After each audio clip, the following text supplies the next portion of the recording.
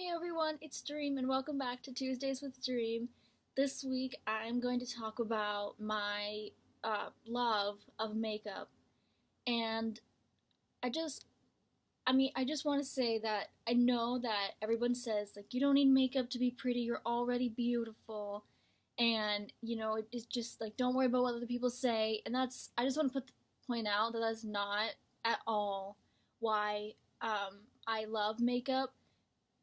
I I started really liking makeup not that long ago, actually. It was in 2015, when I was going through chemo, and I had stopped going to school, and I just had a lot of just downtime. And so I started watching YouTube a lot, and I started finding all these YouTubers, and they were doing like all these makeup tutorials, and they were beautiful, and I looked up to them, and I thought they were really cool. And I kind of just started to think, well, I could do that, like that's something I could do at home. And so I kind of just started trying it out. I slowly just said, oh, well, they use this, so I should pick this up and try it out. And, I started following the steps and just learning. And I eventually I taught myself, how to put on makeup. And for me, it's not so, I love, when I can do something really well, and I like when it looks really good. Obviously, nobody doesn't like looking good, and it's kind of just like been a skill for me. It's something I'm good at and something I can kind of take pride in. Like I know how to do that. I'm good at this, and I take pride in being good at things that I care about. And I love just like trying new things and different looks and experimenting. And I've made some of my own eyeshadows before, and that was a lot of fun. I think they look really cool. I'm not wearing one right now. Um, but I thought, there's so many things you can do with it. There's so many looks you can achieve. And not even just like glamorous makeup, like special effects makeup. Like I did a haunted house a couple years ago, and I figured out how to use eyeshadow to make it look like you've got like bruises and all these kinds of things. And it's just so fascinating, all the effects you can make up. And that was kind of a pun.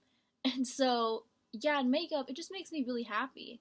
Like I when I'm wearing it, I just feel more confident. Not even because it's how I feel other people are perceiving me, but I perceive myself better. It I When I had lost my hair, I struggled with my femininity a lot. Um, I can be real honest, because I was like completely flat chested, and I didn't have hair and or eyebrows, and I thought, well, how's anybody gonna know that I'm a girl? How do I just didn't feel like a girl, like a woman.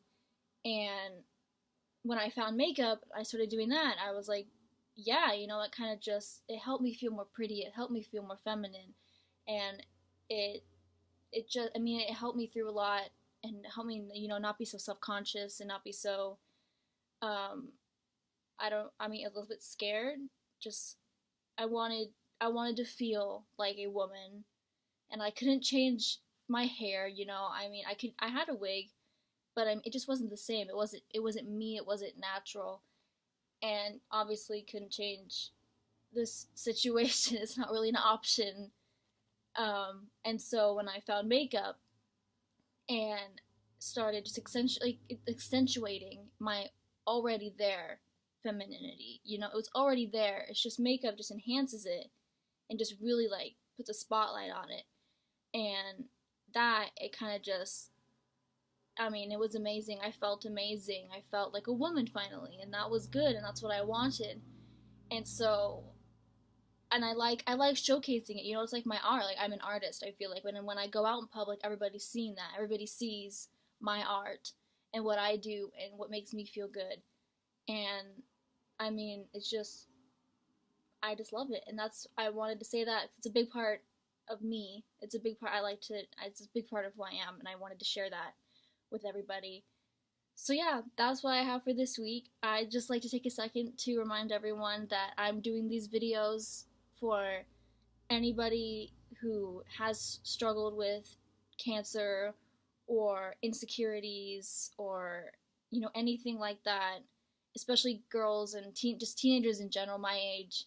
I want them to feel normal. I want them to feel not alone, and share my experiences and say that it gets better, and there are things you can do, to feel more normal, and you are normal, and people should see that. And I'd also like to take a second to remind everybody to please, please, please donate to Camp Millennium. It is my favorite place on earth. It is many, many other people's favorite places on earth.